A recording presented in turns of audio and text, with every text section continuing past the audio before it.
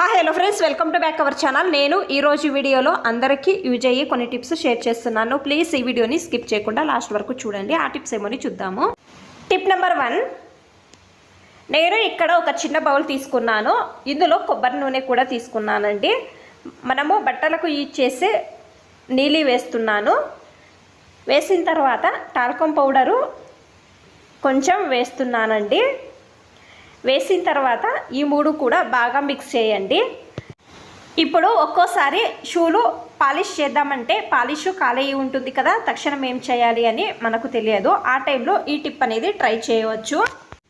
చూడండి, నేను కొంచెం కాటన్ తీసుకొని పాలిష్ చేస్తున్నాను. సేమ్ ఈ విధంగా పాలిష్ చేసి కొద్దిసేపు వదిలేయండి. నేను 2 షూలు కూడా పాలిష్ చేస్తానండి, మీకు చూపిస్తున్నాను. ట్రై చేయండి, ఈ టిప్ అనేది బాగా హెల్ప్ అవుతుంది. టిప్ నెంబర్ 2, ఇప్పుడు వర్షం పడుతుంది కదా, ఎండ లేదు కదా, మనము కవర్లో పెట్టి ఎండుమిరపకాయలను బాక్స్లో పెట్టినా కూడా మెత్తగా అవుతాయండి. మీరు ఈ విధంగా బౌల్లో తీసుకోండి. ఎండుమిరపకాయలను దీనిలోకి వేసుకోండి. కుక్కర్ తీసుకోండి. కుక్కర్లో పెట్టి మూత వేయండి. మూత వేసిన తర్వాత స్టవ్ పైన పెట్టి గ్యాసు మీడియం ఫ్లేమ్లో పెట్టండి. ఒక 10 నిమిషాలు వదిలేయండి. నేను ఒక 10 నిమిషాలు అయిన తర్వాత ఓపెన్ చేసి చూపిస్తున్నానండి. మీరు ఏమి వేయించే అవసరం లేదండి. ఎండ లేదు అన్నప్పుడు, మెత్తగా అయ్యాయి అన్నప్పుడు ఈ విధంగా ట్రై చేసి చూడండి. బాగా హెల్ప్ అవుతుందండి ఈ టిప్ అనేది. టిప్ నెంబర్ 3, నేను ఇక్కడ బాటిల్ది వెనుక భాగము అలాగే ముందు భాగము కట్ చేసుకున్నానండి.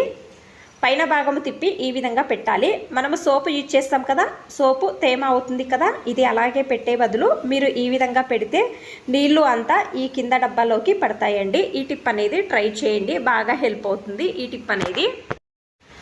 టిప్ నెంబర్ 4, కత్తెర కానీ చాకు కానీ ఒక్కోసారి షార్ప్ ఉండదు. మీరు ఏం చేయాలి అంటే చాకు కానీ కత్తెర కానీ షార్ప్ లేదు అన్నప్పుడు మీ ఇంట్లో యూజ్ చేసే పేస్ట్ ఉంటుంది కదా, ఏ పేస్ట్ అయినా కూడా పర్వాలేదండి. ఈ విధంగా అప్లై చేయండి.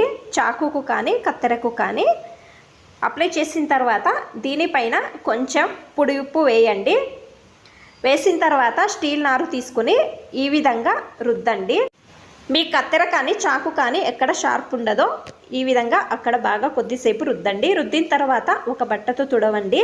గ్యాస్ పైన కొద్దిసేపు వేడి చేసుకోండి. 2 సైడ్లు వేడి చేసుకున్న తర్వాత మీరు కత్తెరతో కట్ చేసి చూడండి. పేపర్ చూపిస్తున్నాను, ఎంత బాగా కట్ అవుతుందో ట్రై చేయండి. ఈ టిప్ అనేది బాగా హెల్ప్ అవుతుంది. మీకు అన్ని టిప్స్ ఇష్టమైతే ప్లీజ్ ఒక లైక్ చేయండి. ఇంకా ఎక్కువ మంది నా ఛానల్ని సబ్స్క్రైబ్ చేసుకోకుండా చూస్తున్నారు, ప్లీజ్ సబ్స్క్రైబ్ చేసుకోండి. Thanks for watching. ధన్యవాదాలు.